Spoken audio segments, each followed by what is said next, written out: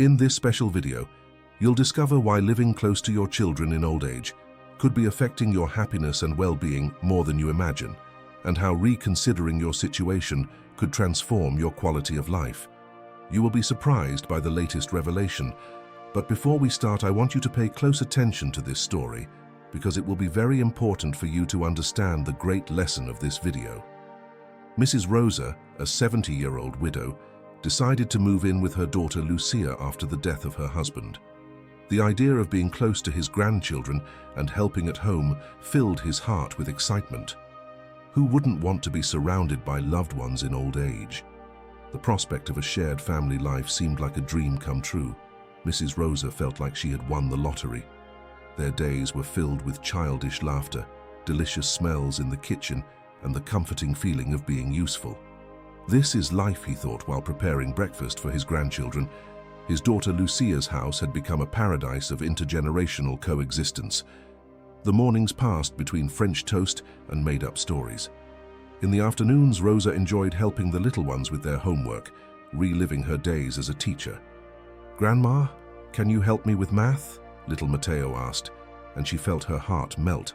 A recent study from Stanford University revealed that intergenerational cohabitation can increase happiness and sense of purpose in grandparents. And Rosa was experiencing it firsthand. She felt more vital than ever, as if she had discovered the fountain of youth in the smiles of his grandchildren.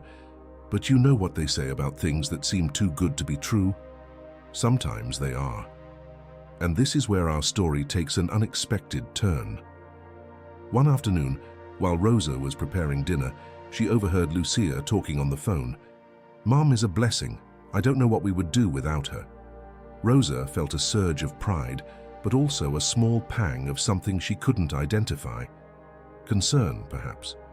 The philosopher Epicurus once said, "It is not that we have little time, but that we waste a lot." Rosa was beginning to feel like every minute of her day was busy. Where were those quiet moments to read a good book or just look out the window? Days turned into weeks and weeks into months. The routine was established. Breakfast, homework, lunch, more homework, dinner. Rosa found herself thinking about her old apartment, about the freedom to decide what to do with her time. But she scolded herself. "How can I be so ungrateful? I have everything I ever wanted." One Sunday morning, while making Mickey Mouse-shaped pancakes, because let's be honest, what grandma hasn't made that before? Rosa realized that she couldn't remember the last time she had slept in, or the last time she had gone out with her friends without worrying about getting back in time for dinner. Psychologist Erik Erikson spoke about the importance of maintaining autonomy in old age, but Rosa felt that her autonomy was being diluted in a mixture of family love and unspoken obligations. One night, after putting the children to bed, Rosa sat on the porch. She looked at the stars and asked herself, "Is this really what I want for the rest of my life?" The question hung in the air, unanswered, like a balloon lost in the night sky. The poet Robert Frost wrote, "Two roads diverged in a forest and I took the road less traveled by." Rosa wondered if she had taken the right path or if, in her desire to be the perfect grandmother, she had lost sight of her own path. Before we continue, if you find value in these videos, please subscribe and click the bell to stay updated. Mrs. Rosa began to notice subtle changes in her daily routine. What began as occasional visits to care for her grandchildren became a constant responsibility. Suddenly, she found herself changing diapers, preparing bottles, and running after little whirlwinds of energy. Sound familiar? You are not alone.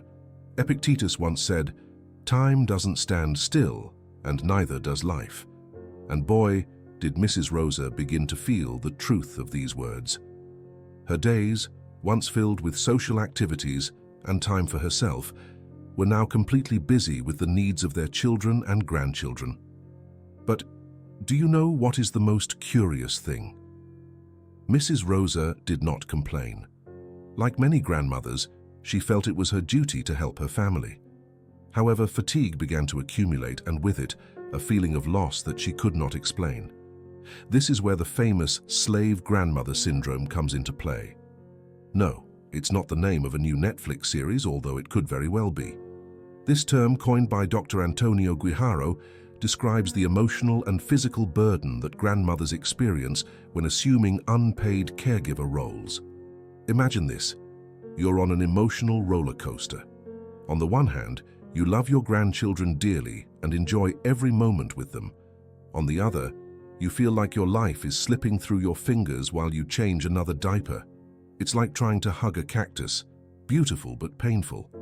Studies show that this syndrome can have devastating effects on grandmothers' mental health. The lack of recognition, physical exhaustion, and loss of personal freedom can lead to depression and anxiety. It's like you're running an endless marathon, but no one is waiting for you with a medal at the end. Mrs. Rosa began to experience these symptoms. She felt increasingly tired, but she told herself that it was normal, that it was part of being a grandmother. But is it really normal to sacrifice your well-being for that of others? Spoiler alert, it's not. Psychologist Carol Gilligan talks about the care ethic and how women, in particular, tend to prioritize the needs of others over their own. Mrs. Rosa was living this theory firsthand, sacrificing her time, her energy, and without realizing it, her happiness. As the days passed, Mrs. Rosa found herself looking out the window more and more, longing for her former independence. She remembered the days when she could go out for coffee with her friends without having to ask permission or juggle schedules. Now, those outings seemed like an unattainable luxury. It's ironic, don't you think? Mrs. Rosa moved close to her children looking for company and closeness, but now she felt more alone than ever. As writer Paul Theroux once said, "Loneliness begins with family." Maybe she was right after all. Mrs. Rosa's story takes an unexpected turn. What began as a dream of family togetherness turns into a silent nightmare. Have you ever wondered how a decision made with love can take us down a path we never imagined? Lucia, Mrs. Rosa's daughter, begins to show her true face. One day, while Mrs. Rosa prepares lunch, Lucia enters the kitchen with a frown. "Mom, how many times have I told you that kids don't like onions? Why do you insist on putting them on everything?" The criticism falls like a bucket of cold water on Mrs. Rosa. This incident is not isolated. Little by little, suggestions become orders, and advice becomes reproaches. Mrs. Rosa feels how her space is reduced, how her voice is extinguished. Sound familiar? Maybe you have experienced something similar or know someone who has. Psychologist Erik Erikson, famous for his theory of psychosocial development, warns us about the importance of maintaining autonomy in old age. According to Erikson, the loss of independence can lead to an identity crisis and feelings of hopelessness. Isn't it ironic that by seeking support from our loved ones, we can lose something as valuable as our essence? Mrs. Rosa begins to feel the weight of this reality. Her days, once filled with projects and dreams, are now reduced to taking care of grandchildren and following instructions. Where was that woman who planned to travel and learn new skills? It fades under the shadow of other people's expectations. A study conducted by the University of Michigan revealed that older adults who maintain their independence report higher levels of life satisfaction. Amazing. Not so much if we think about how we would feel if someone controlled every aspect of our life. Frustration grows in Mrs. Rosa's heart. Every "you should do this like this," or "why don't you do it like I tell you?" It's a small splinter in your self-esteem. Resentment, that unwanted guest, begins to settle in the house that was once your refuge.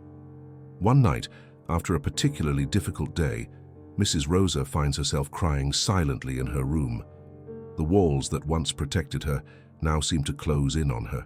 She feels trapped, worthless, like an old piece of furniture that no one appreciates, but that no one dares to throw away. How many of our elders will be living this drama in silence? The paradox is cruel. Seeking the warmth of family, Mrs. Rosa has lost the fire of her own identity. Closeness, which should be a balm, has become an invisible cage. How to get out of this trap? Is there a way to regain independence without giving up family love? Philosopher Bertrand Russell once said, "The purpose of life is to grow, not just physically, but mentally and spiritually." But how can Mrs. Rosa grow if she feels smaller every day in her own home? Get ready to discover how a lifelong friend turned Mrs. Rosa's life around. with advice that challenges everything we think we know about aging and family. It was a day like any other when Carmela, Mrs. Rosa's lifelong friend, decided to pay her a surprise visit. With her characteristic smile and a bag full of freshly baked cookies, Carmela rang the doorbell, but what she found on the other side of the door left her speechless. "Rosa, is that you? You seem different," Carmela exclaimed, noticing her friend's dark circles and tired expression. Mrs. Rosa, trying to hide her exhaustion, invited her in with a forced smile. While they were sharing coffee in the kitchen, Carmela couldn't help but notice the unusual mess in her always impeccable friend's house. "Rosa, is everything okay? You seem a little off," she asked with genuine concern. And that's when the floodgates opened. Like an overflowing river, Mrs. Rosa began to confess everything. Her tiredness, her frustration, her feeling of being trapped in a life that she no longer recognized as hers. "You know, Carmela, sometimes I feel like I've lost my essence. I'm no longer Rosa, I'm just Grandma," she confessed through tears. "I love my grandchildren, but where was the woman who dreamed of traveling, who read novels until dawn?" Carmela listened attentively, nodding in understanding. When Rosa finished venting, her friend took her hands in hers and with a knowing smile said, "Rosa, dear, what if I told you that I went through the same thing and found a solution that changed my life?" Mrs. Rosa's eyes widened. "You? But you always look so happy, so free," she responded, incredulous. Carmela laughed. "Oh, but it wasn't always like that. Remember when my kids convinced me to move in with them? Well, after 6 months, I realized I was making the biggest mistake of my life." And so Carmela began to tell him her own experience. How, like Rosa, she had lost his independence, his hobbies, his essence. "But one day," she continued, "I remembered the words of philosopher Ralph Waldo Emerson, 'The only person you are destined to become is the person you decide to be.' And I decided to be myself again." Mrs. Rosa listened fascinated as Carmela told her how she made the brave decision to move into her own apartment. "It wasn't easy," Carmela admitted. "My children didn't understand it at first. But you know what? Over time, our relationship improved. They no longer saw me as a burden or a constant babysitter, but as their mother, an independent and happy woman." "But Carmela," Rosa interrupted, "don't you feel alone sometimes?" Carmela smiled. "Of course, sometimes. But as psychologist Carl Jung would say, loneliness does not come from not having people around, but from the inability to communicate the things that seem important to oneself. And let me tell you, Rosa, that since I regained my independence, my conversations with my children and grandchildren are much richer and more meaningful." Carmela's words resonated deeply with Rosa. It was as if someone had turned on a light in a dark room, revealing a path I didn't know existed. "True happiness," Carmela continued, "comes from living on your own, maintaining a healthy balance between family responsibilities and taking care of yourself. Did you know that recent studies have shown that older adults who maintain their independence have better mental and physical health?" Rosa shook her head, fascinated by this new information. "Well, yes," Carmela stated. "A study published in the Journal of Gerontology found that older adults who live independently report higher levels of life satisfaction and lower incidences of depression. They even have stronger immune systems." Mrs. Rosa was silent for a moment, processing everything she had just heard.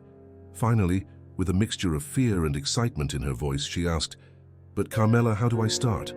I'm afraid of hurting my daughter, my grandchildren."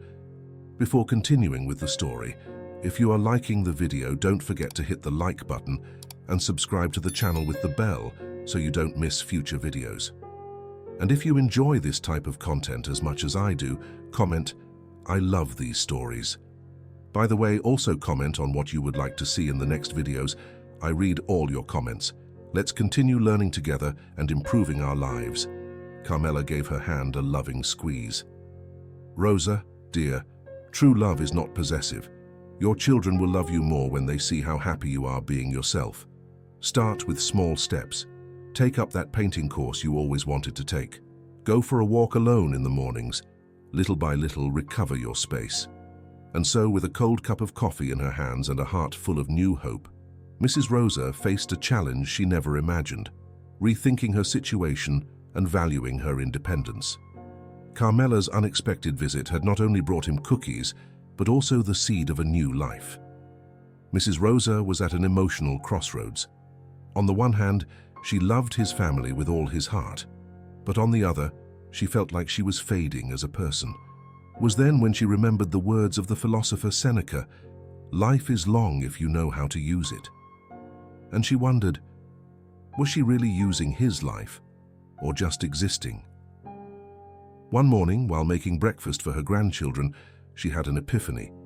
She remembered his passion for painting, which she abandoned some years ago. "When was the last time you held a paintbrush? I couldn't remember it." That same day, she decided to take a small step towards his independence. It started with something simple, a solitary walk in the park. At first, she felt guilty for not being home helping, but she soon discovered that that daily hour of solitude was like an oasis in the desert. During these walks, Mrs. Rosa began to reflect on her forgotten dreams and plan how to recover them. The next step was even bolder. She signed up for a painting workshop for seniors at the community center. "Oh my God," she thought, "what if I don't know how to paint anymore?" But as the famous painter Pablo Picasso would say, inspiration exists, but it has to find you working. And boy, did she find it. In the workshop, Mrs. Rosa not only rediscovered her passion for art, but also made new friends. Between brushstrokes and laughter, she realized that she had been living on autopilot, forgetting that life, at any age, is full of possibilities. A study conducted by Harvard University showed that maintaining independence in old age not only improves mental health, but can also increase life expectancy by up to 5 years. Mrs. Rosa was living proof of this. With each new activity, with each personal decision, I felt that I was rejuvenated, but not everything was rosy. There were days when guilt assailed her. "Am I being selfish?" she asked herself. It was then that she remembered her friend Carmela's wise advice. You can't pour from an empty cup. Taking care of herself was not selfish. It was necessary to continue taking care of others. As Mrs. Rosa regained her independence, she noticed surprising changes. His energy increased, his chronic pain decreased, and his memory even improved. Dr. Oliver Sacks, famous neurologist and writer, used to say that the brain is the most incredible organ. It adapts, transforms, and remodels itself with each new experience. Mrs. Rosa was reshaping her brain and her life with each new adventure, but the most significant change was in his relationship with his family. Paradoxically, by spending less time with them, the time they shared became more valuable and meaningful. She was no longer the tired and complaining grandmother, but a vital woman with interesting stories that count. Finally, Mrs. Rosa gathered the courage to have a crucial conversation with her daughter. "I knew it wouldn't be easy, but I also knew it was necessary. As poet Maya Angelou once said, there is no greater agony than carrying an untold story inside you." And Mrs. Rosa had a lot to tell. With her heart beating hard, Mrs. Rosa took a deep breath and sat down in front of her daughter Lucia. "Darling, we have to talk," she said with a trembling voice. Lucia looked at her curiously, without imagining what was to come. "I've been thinking a lot lately," Mrs. Rosa began, "and I think it's time for me to move into my own place." The silence that followed was deafening. Lucia blinked several times, as if trying to process what she had just heard. "But Mom," Lucia stuttered. "Why?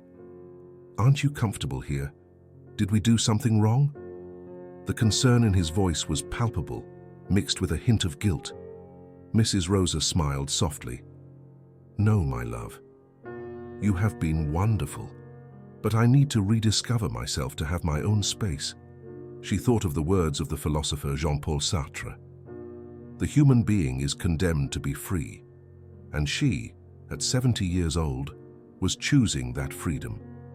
Lucia's reaction went from surprise to confusion, and then to a mix of sadness and understanding. "But Mum, will you be okay alone? What if you get sick?" she asked, his eyes full of worry. Mrs. Rosa took her daughter's hands. "Look, Lucia, I'm not saying I'm going to disappear. I just want my own space to grow and enjoy this stage of my life." She recalled a study from the University of Michigan that showed that older adults who maintain their independence report higher levels of life satisfaction. "But what about the children? They love having you here," Lucia argued, clinging to the last reason she could think of. Mrs. Rosa smiled. "And I love being with them. But you know what? I think I'll be a better grandmother if I have time to myself. As writer Anne Morrow Lindbergh once said, the most exquisite of human pleasures is to be loved, but to be loved freely, with will." Lucia was silent for a moment, processing everything her mother had told her. Finally, with tears in his eyes, she nodded. "You're right, Mum. It's just, we're going to miss you a lot." "And I to you," replied Mrs. Rosa, hugging her daughter. "But think of all the delicious meals I'll make when you come visit me, without anyone telling me I'm using too much salt." They both laughed, relieving the tension of the moment.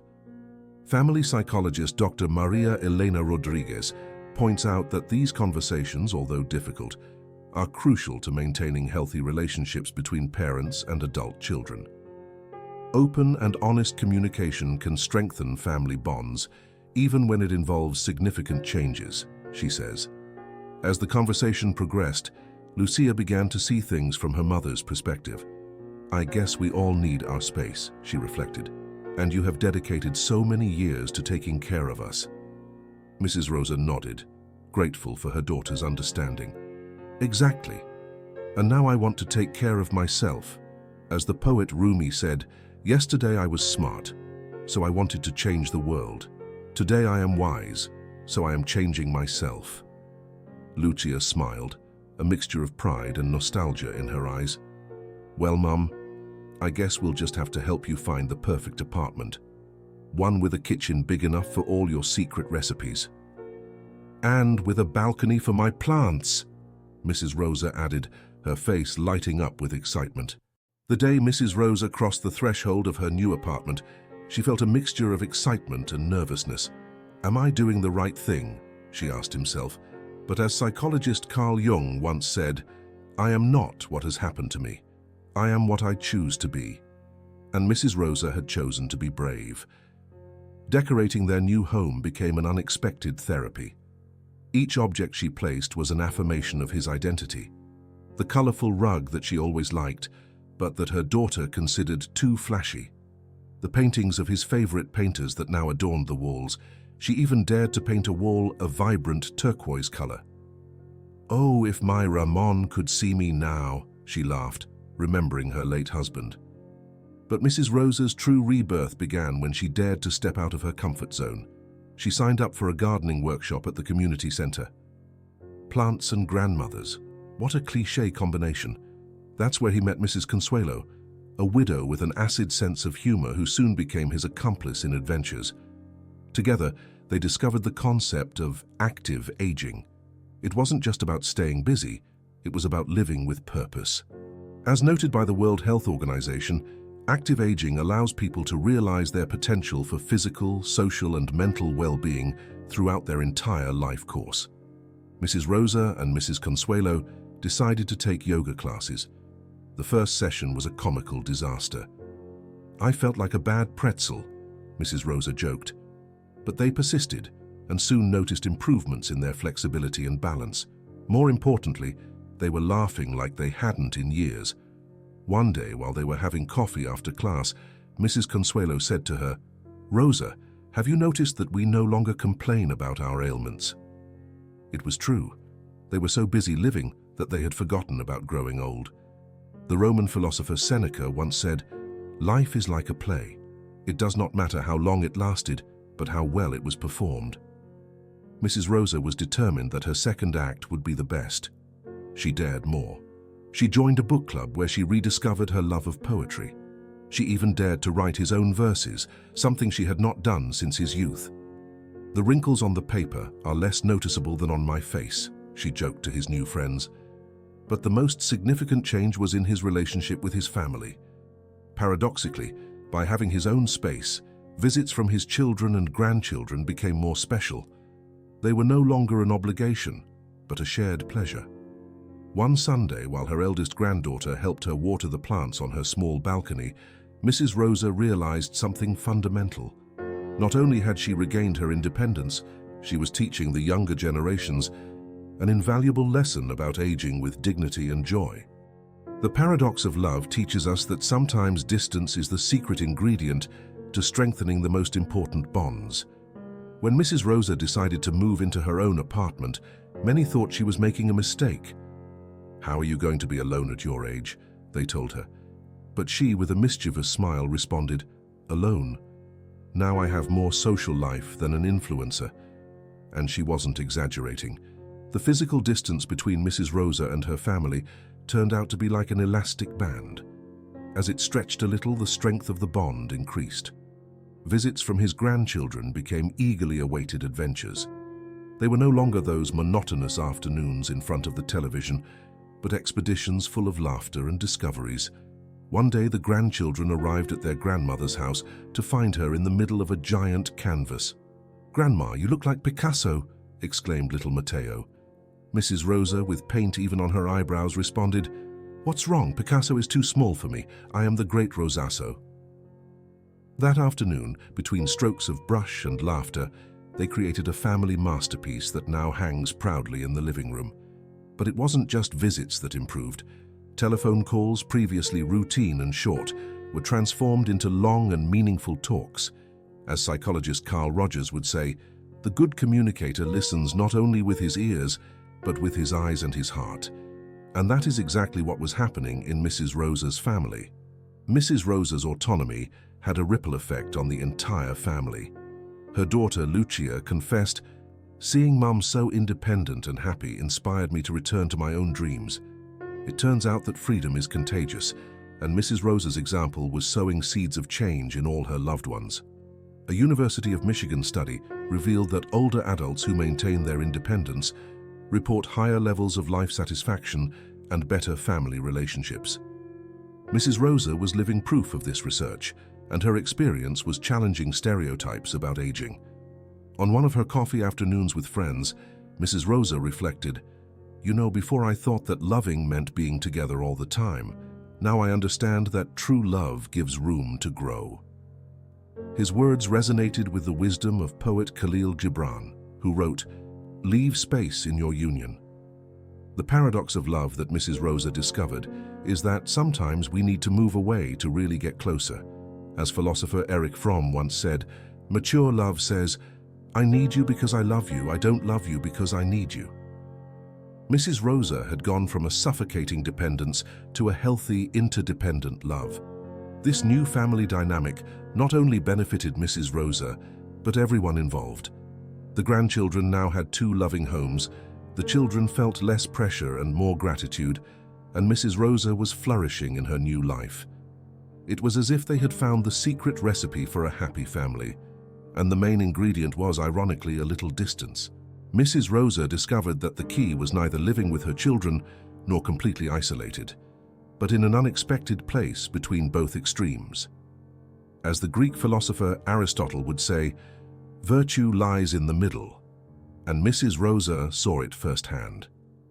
After his epiphany and his brave decision to regain his independence, she found himself in a new dilemma: how to maintain a close relationship with his family without sacrificing his newly regained freedom. The answer, as is often the case with the great truths of life, was simple but not easy: balance. Mrs. Rosa learned that the key was healthy interdependence, a concept that American psychologist Stephen Covey describes as the synthesis of independence and dependence. In practice, this meant for Mrs. Rosa setting clear but flexible boundaries. For example, she agreed to babysit her grandchildren 2 afternoons a week, but reserved the rest of the time for her own activities. "It's like juggling," she used to joke, "but instead of balls, I'm balancing love, freedom, and responsibility." This new approach had a surprising effect on the quality of time she spent with his family. They were no longer endless hours of routine, but special moments filled with laughter and genuine connection. As writer Mitch Albom once said, "Death ends a life, not a relationship." Mrs. Rosa understood that strengthening her relationships did not depend on the quantity of time, but on the quality. But the road was not without challenges. There were days when the guilt threatened to return, like a dark cloud on a sunny day. In those moments, Mrs. Rosa remembered the words of psychologist Carl Jung, "What you deny subjugates you, what you accept transforms you." So instead of denying his feelings, she accepted them and used them as an opportunity to reaffirm his decision. A study conducted by the University of Michigan revealed that older adults who maintain a balance between independence and family support are 30% less likely to suffer from depression. Mrs. Rosa was living proof of this statistic. Her new balance not only made her happier, but also healthier. Over time, Mrs. Rosa became a kind of guru to her friends. At the senior support group she attended, she shared his experience with humor and wisdom. "My dears," she used to say, "old age is like a good wine. It needs room to breathe, but also the warmth of good company to develop all its flavor." Her story inspired many to rethink their own family dynamics. As anthropologist Margaret Mead once said, "Never doubt that a small group of thoughtful, committed citizens can change the world. In fact, they are the only thing that has ever done so." And in her little world, Mrs. Rosa was changing things, a family at time. But perhaps the most significant change was in Mrs. Rosa herself. She no longer saw herself as a burden or figurehead in her family's life. Now she was a woman with purpose, with dreams and the energy to pursue them. As the philosopher Seneca would say, "It's not that we have little time, but that we lose a lot." And Mrs. Rosa was determined not to waste another second. Mrs. Rosa's story shows us how an act of self-love can transform not only a life, but an entire family. When Mrs. Rosa decided to regain her independence, she was not only doing herself a favor, but she was sowing a seed of wisdom in her family. As psychologist Carl Jung once said, "The greatest impact we can have on our children is not to teach them, but to live our own lives fully." And boy, was Mrs. Rosa doing it. Their bravery had a ripple effect. Her daughter, who was reluctant at first, began to see her mother with new eyes. She was no longer just grandma, but a woman with her own dreams and passions. This inspired her to re-examine her own life and ask herself if she was living on her own terms. The grandchildren, for their part, now had a grandmother with fascinating stories to tell. Their eyes shone when Mrs. Rosa showed them her new paintings or told them about her adventures in the art studio. Unknowingly, they were learning an invaluable lesson about the value of independence and the importance of never stopping growing. But Mrs. Rosa's legacy goes beyond her immediate family. Her story invites us all to reflect on our own family dynamics. Are we respecting the personal space of our loved ones, or are we unintentionally suffocating them with our expectations? Philosopher Khalil Gibran once said, "Your children are not your children.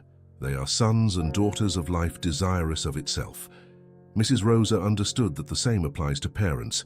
We are not the property of our children. We are individuals with the right to our own lives. So, dear viewer, I invite you to ask yourself, are you living your life or the life that others expect of you? Remember, it's never too late to start again. If you want to take that motorcycle trip, do it. And don't forget to invite me, huh? Life is too short to live in fear. Get out of your comfort zone. Do things that scare you from time to time. This is how we grow and learn. As the great Goethe would say, whatever you can do or dream you can do, start it. Audacity has genius, power, and magic in it. So go ahead, be bold, be yourself. The best gift you can give your family is your own happiness.